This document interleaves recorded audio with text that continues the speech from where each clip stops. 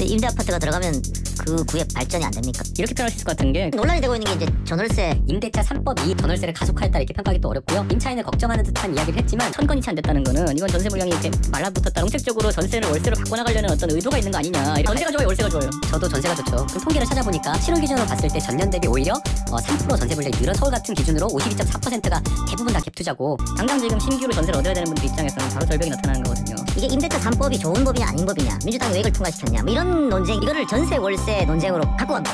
그게 대단한 윤희숙 의원의 신한수였다 보고 6년은 살 수 있게 해줘야 되는데 왜 그런 것들을 못했냐라는 말씀도 많이 해주고 그 민원 전화가 팬클럽 전화 같은데 임대주택이 오히려 일반 그냥 민간에서 분양하는 주택보다 훨씬 좋아요. 저는 민주당 의원들도 다 같이 공공임대주택으로 같이 입주하시는 게 어떤가. 주택에도 절대 증여하지 말고 공공임대주택에 대한 인식 개선을 바꿔나갈 수 있고 공급을 늘리는 건 찬성하지만 그게 임대주택은 아니다 이렇게 정리하면 됩니다. 저는 완전히 수요가 다른 수요라고 봅니다. 예. 윤석열 총장이 뭐 민주당 후보로 나올 거라고는 보기 힘들고 지금 상황에서는 결국은 미래통합당 후보로 어떻게 나오는 겁니까? 저희가 이렇게 그 윤석열 총장의 대선 출마를 논의하는 것 자체가 공수처장으로 상당히 야권도 동의할 수 있는 인물을 여권이 이제 제시할 수 있느냐. YTN 라디오 이동현 뉴스 정면승부 4부 시작합니다. 젊은 정치인들의 생각을 들어보는 시간입니다. 830 정치토크. 더불어민주당 김남국 의원, 미래통합당 이준석 전 최고 나왔습니다. 어서 오십시오. 안녕하십니까. 네, 안녕하세요. 안산 단원을 김남국입니다. 감사합니다. 이 최고는 아까 낮에 또 다른 방송국에서 예. 현근택 의원이랑 토론하시던데 요즘에 방송 많이 나가신 것 같습니다. 그렇죠. 뭐 비가 오는데 어디 가기도 뭐하고 네. 그런데 이제 방송국에서 최근 이슈가 네. 또 특히 부동산 관련 이슈는 예. 또 노원구랑 관계 있는 거라 가지고 부동산 이슈는 야당이 유리하지 않습니까? 유불리가 어디 있어요. 그런데 이제 주민들의 이제 그 요구가 워낙 이제 강합니다. 뭐냐면 이제 결국 노원구라는 그 지역의 특성상 지금까지 임대 아파트가 많았었고 그로 인해서 지역의 발전이 저해됐다 이런 부분이 있는데 사실 이 문제를 잘못 언급하면 뭐 님비 이런 얘기 나오고 하니까 그럼요. 굉장히 조심스럽게 접근하고 있습니다. 근데 임대 아파트가 들어가면 그 구의 발전이 안 됩니까? 이렇게 표현할 수 있을 것 같은 게 그러니까 임대 아파트의 특성이라는 게 자가 소유가 아니잖아요. 그러다 보니까 주택의 어쨌든 그 관리라든지 이런 상태가 이 그 연수가 쌓일 때마다 좀 안 좋아지는 측면도 있고 무엇보다도 지금 이제 노원구 같은 경우에는 아파트 고밀도 주거 지역인데 거기에 지금 태릉이라는 녹지에 또 아파트를 추가한다는 거. 그러니까 임대라는 형태보다도 어쨌든 아파트가 그곳에 적합한 시설이냐에 대해 가지고 이의가 많은 것 같습니다.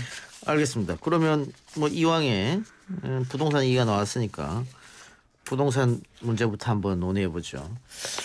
최근에 논란이 되고 있는 게 이제 전월세 문제입니다. 미래통합당의 그 윤희숙 의원인가요? 예. 발언한 다음에 언론에서 민주당이 섣부르게 안을 통과시켜가지고 임대차 3법을 통과시켜서 전세 대란이 오는 것 아니냐 뭐 그런 논지던데 김남국 의원은 동의하지 않겠죠. 그런 주장에 대해서.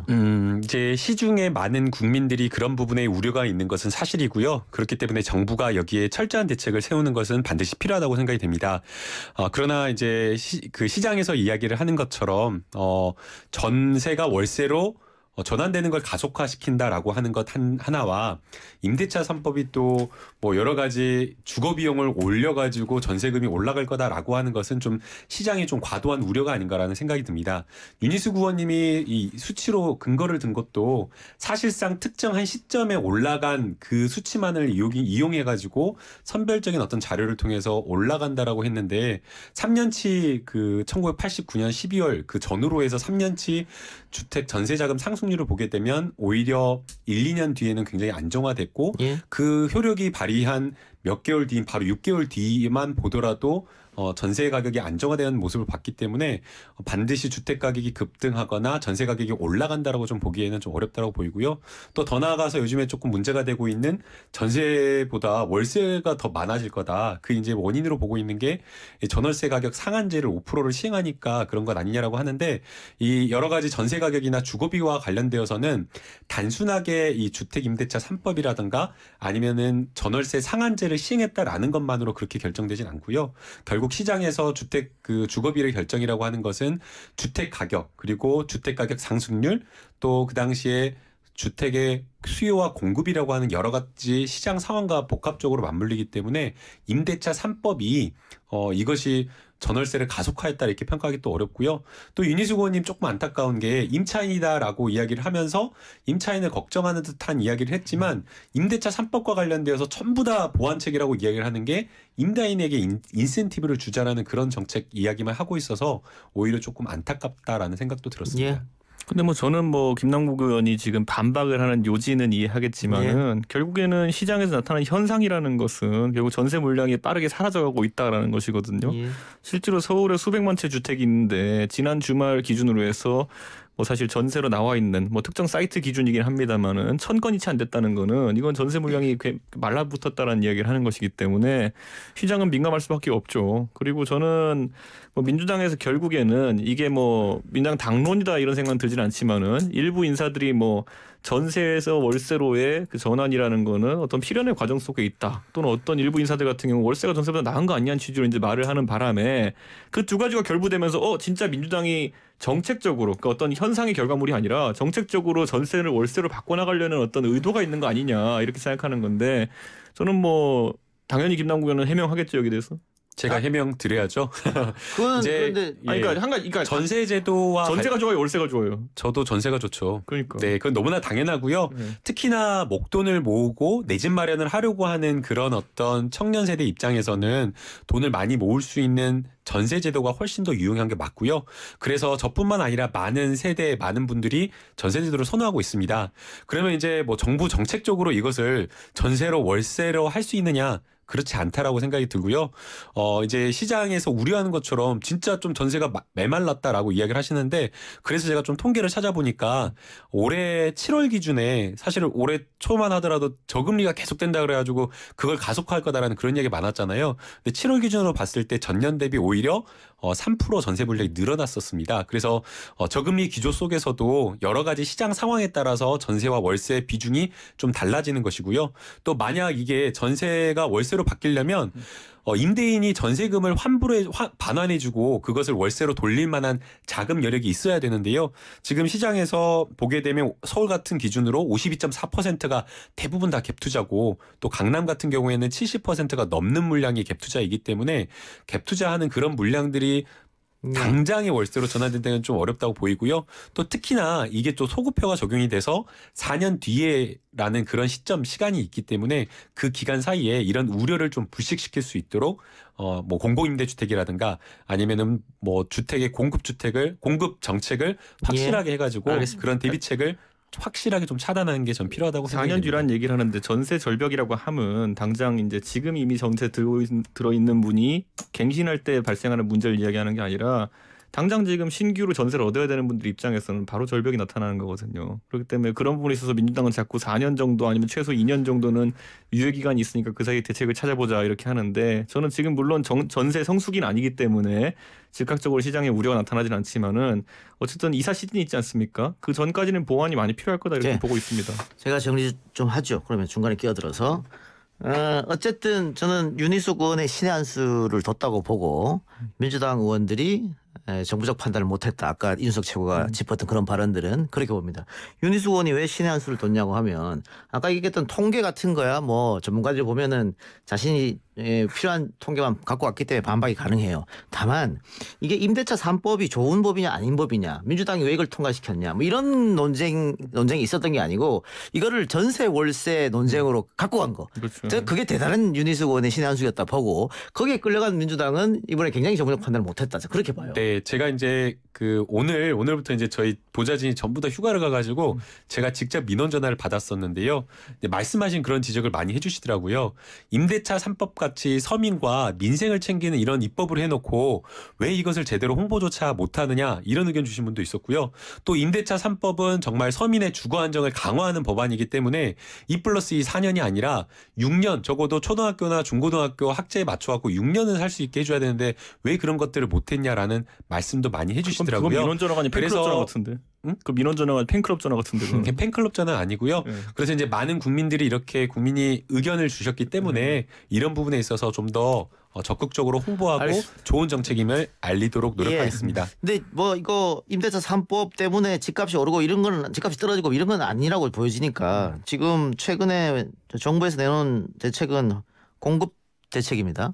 그래서 공공성이 있는 임대주택을 많이 짓겠다. 공급대책 하는데 여기에 대해서는 두 분은 어떻게 생각하는지 모르겠습니다. 일단은 아까 노원구 얘기도 했습니다만 네. 노원 지역구 의원들하고 구청장도 반대하더라고요. 반대하고 있고 그리고 정청래 의원 같은 경우에도 상암동 임대 비율이 이미 47%인데 또 임대주택을 짓느냐. 왜 국회의원과 한마디 상의도 없이 일방적으로 발표하느냐. 국토부가 일방적으로 발표하면 우린 따라가야 되느냐. 이렇게 문제점을 지적하고 있던데 김남국 의원. 예, 참 이게 참 답변하기 어려운 그 질문인데요. 이제 사실 왜 상의를 충분하게 못했냐라고 하면 두 가지 이유는 있었을 것 같습니다. 첫 번째는 이 공급 대책, 중장기적인 공급 대책이 단기적으로 빨리 시급하게 마련이 되고 그래서 부동산 시장의 안정을 꾀하기 위해서 시급했다라는 그 점이 하나가 있고요. 그다음에 이제 두 번째는 임대주택에 대해서 부정적인 어떤 인식이 있다 보니까 임대주택과 관련되어서 임대주택을 지을 부지를 선정하겠다 이야기를 하면 바로 지금 이렇게 반응이 나오듯이 반발이 있기 때문에 국토부가 좀 현역 구청장이라든가 그 지역의 지역구 의원과 충분하게 좀 상의를 하기 어려웠던 사정이 있는 것 같습니다. 그럼에도 불구하고 이 임대주택이라고 하는 것이 주거 안정에 매우 필요하다고 생각이 되고요. 과거에 조금 부정적인 인식은 있었지만 지금 같은 경우에는 임대주택이 오히려 일반 그냥 민간에서 분양하는 주택보다 훨씬 좋아요. 그래서 이런 어떤 임대주택이 지어진다라고 하면 이준석 최고위원도 임대주택에 들어가서 살고 저 같은 사람도 청년들도 결혼해가지고 임대주택에서 자연스럽게 들어가서 살 수 있는 그런 문화를 갖춘다라고 하면 임대주택이 이렇게 지어졌을 때 조금 반발이나 이런 게 좀 덜하지 않을까라는 생각도 듭니다. 저는 민주당이 그래가지고 이제 약간 기대되는 게 뭐냐면은 이 부동산 정책이 있어가지고는 몸소 실천하는 모습을 자주 보이잖아요. 네. 그러다 보니까 이제 노영민 실장 같은 경우는 집 2개 있는 거 팔아가지고 이제 무주택자가 되셨는데 네. 저는 민주당 의원들도 다 같이 그럼 공공임대주택으로 같이 입주하시는 게 어떨까 하는 생각을 하고 있고요. 굉장히 좋은 아이디어라고 생각해요. 자식들에게도 절대 증여하지 말고 주택 같은 것들 전부 다 공공임대주택에 입주하는 걸로 방향성을 정해가지고 다음번 공천 때 2년 내로 안 하면은 공천 안 주겠다 또 이렇게 하시면 될 것 같거든요. 좋은 아이디어라고 저는 생각이 드는 게요. 공공임대주택에 대한 어떤 부정적 인식을 차단하기 위해서 사회의 어떤 지도층이나 또 공직에 나가 있는 사람들이 적극적으로 그렇죠. 공공임대주택에 들어가서 거주하는 것 전 좋은 아이디어라고 생각이 들고요. 그런 점에서 공공임대주택에 대한 인식 개선을 충분하게 저는 바꿔나갈 수 있다라고 저는 생각합니다. 청와대 수석도 전부 다 임대주택에 사는 사람을 뽑고. 잠깐만요. 예. 제가 어제 조경태 의원이랑 예. 통화를 했는데 조경태 의원은 어쨌든 이렇게 예. 공급을 많이 하는 것은 늦었지만 잘된 일이다 이렇게 표현을 했거든요. 저는 이런 생각해요. 공공 임대주택 같은 경우에는 어쨌든 임대 수요라는 거죠. 그런데 이제 결국에는 지금 문제가 됐던 거는 주택 구매 수요에 부응하는 매물이 없어서 문제가 됐던 거거든요. 그러니까 이게 정확하게 매칭이 되는 어떤 매물은 아닙니다. 방금 말한 대로 김남국 의원이 말한 대로 공공 임대주택이 지금까지의 어떤 이미지와 다르게 뭐 어떤 주거의 대체제로서 인정받는다면 이게 대체 수요가 될 수 있겠지만은 지금은 아닌 상황이 맞는 것 같고. 그리고 또 한 가지 안타까운 거는 이제 뭐 분양 물량으로 공급되는 것들도 있겠지만은 저는 이것들에 대해서 생애 첫 주택 구매자 그리고 뭐 일가족 1주택자 이런 사람들에게는 사실 집이 아무리 나와 있어도 지금 옥죄어져 있는 금융이나 아니면은 그 규제 같은 것들이 좀 사라지지 않으면은 또 구매하기 어려운 측면도 있거든요. 그러니까 그런 분들에 대해 가지고는 뭐 취득록세 같은 것들을 파격적으로 또 깎아준다든지 아니면 또 금융 비용 같은 거 확실히 낮춰준다든지 하는 그런 대안이 같이 나와야지만 그 싸게 공급되는 집들을 살 수 있는 거거든요. 그러면 공급을 늘리는 건 찬성하지만 그게 임대주택은 아니다. 이렇게 정리하면 됩니까? 저는 완전히 수요가 다른 수요라고 봅니다. 지금 입장에서는. 근데 정부에서 얘기하는 것은 공급이라는 것은 뭐 그냥 지금 이렇게 새로운 걸 지어서 공급하는 것도 있지만 일가구 다주택자들이 내놓는 것도 공급 아니냐. 그래서 뭐 각종 대책, 710 대책 같은 걸 내놨다. 뭐 이렇게 또 주장할 거거든요. 뭐 시장에서 어느 정도 그걸로 물량이 공급되는지는 지켜봐야지 알 수 있을 것 같고 저는 이번에 공급 대책이라는 게 13만 2천 호라는 기대보다 많은 물량으로 나오긴 했지만은 이 중에서 과연 실제 지자체나 관계부처와 협의가 완료된 물량이 얼마냐는 한번 생각해봐야 될 것 같아요. 지금 당장 과천시장 분 민주당 분인데 그분 뭐 무한투쟁을 예고하셨고요. 지금 그 외에도 정청래 의원 약간 언급됐지만은 정청래 의원님도 반대하시나 의견 내셨고요. 그런데 홍남기 부총리가 발표할 때 보면요. 양질의 택지 확보를 위해서 정부, 지자체 시설과 유휴부지를 검토하는 과정에서 관계부처와 지자체의 협조가 절대적이었다라고 했기 때문에 지금 많은 국민들 같은 경우에는 그러면 지금 반대하는 모양새를 취하고 있는 지자체장이나 국회의원들이 진짜 그러면 이거 전혀 모르고 있었던 것이냐? 아니면은 정부가 얘기했을 때는 합의해놓고 지금 약간 주민들이 반대하니까 할리우드 액션 같은 거 하고 있는 거냐 이런 의심을 좀 하고 있거든요. 예. 저는 이런 어쨌든 공급 대책에 있어가지고 최종적으로 과연 추진될 수 있는 사업들이 어느 정도 될까 한번 이거 지켜봐야 될 것 같습니다. 이거 뭐 공급 대책이라고 하는 것은 지금 시작한다고 하더라도 짧으면 3년, 길면 5년, 7년 이후에 효과가 나타나는 거니까 그거는 뭐 그 정도로 하고요. 아까 이준석 최고가 얘기했던 지금 정부가 710 대책을 내놨는데 이게 과연 시장에 효과가 있겠느냐 이 부분에 대해서는 어떻게 보세요? 이게 단순하게 공급 대책만 따라가는 것이 아니고요. 이 공급 대책이 결국에는 중장기적으로 주택을 얻고자 하는 청년 세대들에게도 던지는 메시지가 분명히 있다고 생각이 됩니다. 이번에 늘리는 공급의 상당수 물량 대부분을 이 청년 신혼부부와 40대 첫 주택을 구입하는 첫 주택 구매자에게 돌리겠다라고 하고 있고요. 또 노장년층 그리고 1인 주거 주택을 찾고자 하는 그런 분들에게 공급하겠다라고 하고 있기 때문에 상당수 수요를 장기화하고 돌릴 수 있는 그런 장점이 있다고 생각이 됩니다. 그리고 아울러서 종합부동산세와 관련되어서 다주택자라든가 아니면 법인을 통해 가지고 막 여러 채를 보유하는 데에 세금을 어제 이제 본회의 통과를 통해 가지고 늘렸거든요. 예. 과거에 이제 종합부동산세가 사실 어떻게 보면 종이호랑이가 돼가지고 다주택자에게는 주택의 어떤 주택 투자를 통해 가지고 아니면 갭 투자를 통해 가지고 이익을 향유하는 것보다 세금이 무섭다라는 생각이 안 들게 했었는데 어제 법 투자를 통해 가지고 다주택자들에 대한 어떤 부담 이런 것들을 늘렸기 때문에 이러한 물량들도 시장에 나온다라는 것을 생각하면 공급 물량 중 상당수가 정말 실수요자들에게 돌아갈 수 있다. 그렇다고 한다면 주택가격 안정에 어제 통과된 법률과 어제 발표된 공급 대책 이런 것들이 종합적으로 작용해서 당분간 상당수는 안정될 거라고 저는 생각이 됩니다. 알겠습니다. 지금까지 23타수 무안타인 타자니까 스윙이 아무리 커도 우선 지켜보겠습니다. 예, 지켜보죠.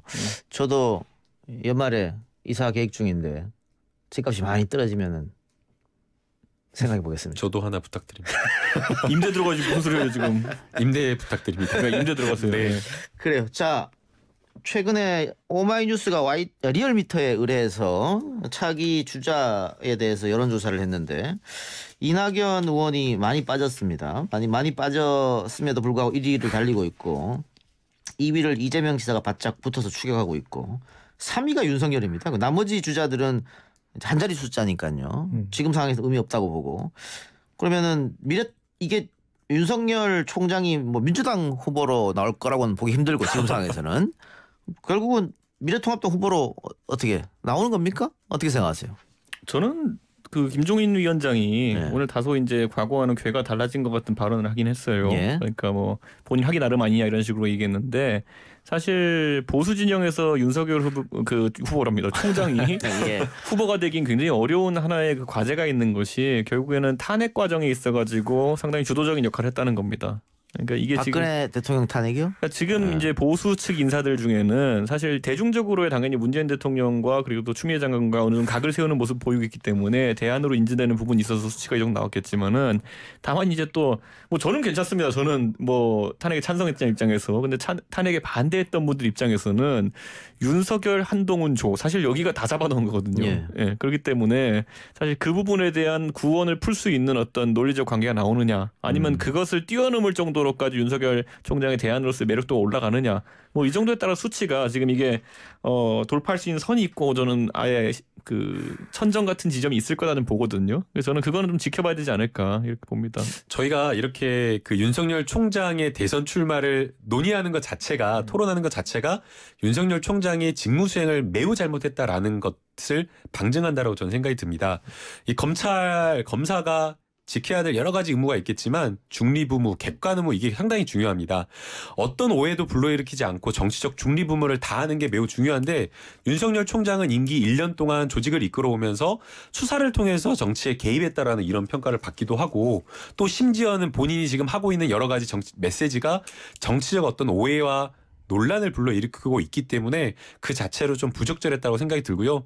만약 그렇다라고 한다면 잘못된 수사는 이런 건 놔두다라고 하더라도 본인이 어떤 조직을 잘 추슬러하고 잘 이끄는 모습이라도 보여야 되는데 그런 어떤 조직 안정 차원에서도 적절하지 않은 모습을 보였기 때문에 좀 윤석열 총장이 이런 점에서 검찰총장으로서는 좀 낙제점을 받아야 되지 않는가라는 생각이 들고요. 정치인으로서는 잘 모르겠습니다. 예. 아니 근데 반대쪽에서 얘기하면 결국은 여권 출신 법무부 장관과 민주당이 때렸기 때문에 그래서 반사 이익으로 윤석열 총장이 이렇게 대권 후보까지 올라오는 거 아니에요? 선대본부장 추미 아닙니까? 그거는 아니라고 저는 생각이 들고요. 윤석열 총장이 오히려 정치적인 어떤 수사나 이런 것들을 통해서 본인의 몸값을 띄우기 위한 노력이 있었던 거 아니냐라고 평가하는 게 오히려 바람직할 것 같습니다. 예. 근데 사실은 뭐 지금 이 시점에서 자기를 언급하는 게 너무 의미가 없긴 합니다. 과거 역대를 돌아보면은. 그런데 이게 저는 참 특이했던 조사가 하나 뭐냐면요. 미디어 오늘하고 리서치뷰가 28일부터 31일까지 나흘간 진행한 여론조사에서 이게 사실 대권 20대 대선 다 가상 대결을 붙였는데 성명불상의 야권 단일 후보가 민주당 후보를 이겼어요. 예. 1% 차이로. 근데 이 조사가 나온 게 사실 이렇게 나온 게 처음이거든요. 그렇기 때문에 저는 사실 지금 윤석열 총장은 아무래도 최근에 언론에 이제 대통령과 또 여당과 각을 많이 세우는 대표 주자로서 부각되기 때문에 이런 수치가 나왔다 보고요. 다만 이렇게 야권 후보의 어쨌든 당선 가능성을 높게 점치는 사람들이 늘어만 날수록 인물은 급하게 발굴됩니다. 또 보면. 예. 그 퍼센테이지를 언급해 주셔서 그 개요를 다 읽으셔야겠어요. 예, 알겠습니다. 리서치뷰가 28일부터 31일까지 나흘간 진행한 여론조사에서 여기 있다. 나흘간 만 18세 이상 성인 남녀 1000명을 대상으로 진행한 조사고요. 무선 85, 유선 15% 조사였고요. 표본오차는 95% 신뢰 수준에 플러스 마이너스 3.1%, 응답률은 3.8%였습니다. 예, 자세한 것은 중앙선거시민관리 홈페이지 참조하시고요. 자, 공수처 후속 3법이 본회의를 통과했지 않습니까? 근데 네. 이게 통과했다고 해서 바로 공수처장이 추천되고 이런 건 아니잖아요. 네, 사실은 이제 반드시 통과가 되었어야 될 법인데 통과가 되지 않아서 어제 통과가 됐고요. 내용을 보게 되면 공수처장을 임명하려면 인사청문회가 돼야 되는데 인사청문 대상이 되지 않았어요. 그래서 그 인사청문 대상이 된다라는 것, 그리고 그 상임위를 법사위로 지정한다라는 것, 그런 내용들이었기 때문에 예. 이거 공수처와 관련되어서는 크게 의미를 두기에는 예. 좀 어려운 법이었습니다. 그래서 결국은 미래통합당에서 추천하지 않으면은 계속 딜레이될 수밖에 없는데. 일각에서는 어쨌든 논쟁이 있고 토론이 있었지만 통과됐으니까 추천을 하는 게 맞지 않느냐. 그래도 추천위원을 뽑고 하는 과정 거칠 것으로 예상되고 있고요. 예. 다만 지금 헌재 판결을 기다린다 이런 얘기도 있던데요. 그건 어차피 기다려야 될 거라 봅니다. 저희 입장에서 봤을 때는. 왜냐하면 저희 걸어놨기 때문에. 그런데 문제는 공수처장을 누구로 하느냐에 따라 가지고 사실 야당이 동의할 수 있는 부분도 있고 동의 못하는 부분도 있을 수 있거든요. 예를 들어 결국에는 공수처라는 조직의 장으로 예를 들어 저도 왜냐면 작년부터 김남국 의원이 검찰개혁 그럴 때 저는 잘 이해 못했어요. 근데 이번에 한동훈 수사건을 보고 나니까 저도 검찰개혁을 지지하기로 했습니다. 네. 그러니까 중앙지검이 저렇게 좀 수사하면서 이상한 행동을 할 때 어떻게 제어해야 되느냐 이거 굉장히 중요하다 보거든요. 그래가지고 저는 공수처장으로 상당히 야권도 동의할 수 있는 인물을 여권이 제시할 수 있느냐. 그리고 추천위원회에서 그걸 다 백지상태 다룰 수 있느냐 이게 굉장히 중요할 것이다. 아니, 야권 마음에 안 들면 거절하면 되잖아요. 이게 저희는 한동훈 밀겠습니다. 그러면 지금 오해하고 있는 것이요. 네. 여야 국회에서 교섭단체가 마치 공수처장을 추천하는 것처럼 이야기를 하는데 그게 아니고 공수처장 후보 추천위원들을 위촉하도록 되어 있습니다. 그리고 그 위원회에서 결국에는 협의해가지고 하도록 되어 있기 때문에 우선은 적어도 공수처장 추천위원회 위원들을 위촉해서 그 회의에서 추천위원회에서 정말 훌륭한 인물을 추천하는 게 필요하지 않을까라는 생각이 듭니다. 그 사람도 어차피 다 뒤에서 블루투스로 조정하고 있어요. 아이고 그렇게 하면 안 되죠. 어쨌든 야당이 반대하면 안 되니까 그 부분에 있어서는 돌아와서 빨리 해야 되지 않겠냐. 왜냐하면 지금 민주당은 사실은 마음먹으면 못할 게 없는 정당이거든요. 네. 결국 그래서 이 법까지 이 공수처법까지 바꿔버리면 그럼 그때 가서 어떻게 할 것인가. 지금 제가 봤을 때는 미래통합당이 11대 7을 안 받은 게 지금 너무 패착으로 돌아온 게 아니 그런 생각도 든단 말이죠. 아닙니다. 지금 상황은 11대 7을 받았다 한들 어차피 이번에 절차를 본다고 하면은 패스트트랙을 하느냐 아니냐 정도의 차이? 그게 있지 않았을까? 이 정도 생각 듭니다. 야당이 야당으로서 좀 역할을 하는 게 좀 필요하다고 생각이 드는데요. 소수 정당이라도 반대 토론에 함께 참여하면서 법안이 가지고 있는 여러 가지 쟁점들에 대해서 소수 의견이나 아니면 또 다수가 가지고 지적하고 있는 여러 문제점을 함께 토론하고 논의하면서 충분하게 법안에 반영시키는 게 저는 중요하다고 저는 생각이 듭니다. 두 분 토론 오늘 고맙습니다. 감사합니다. 감사합니다.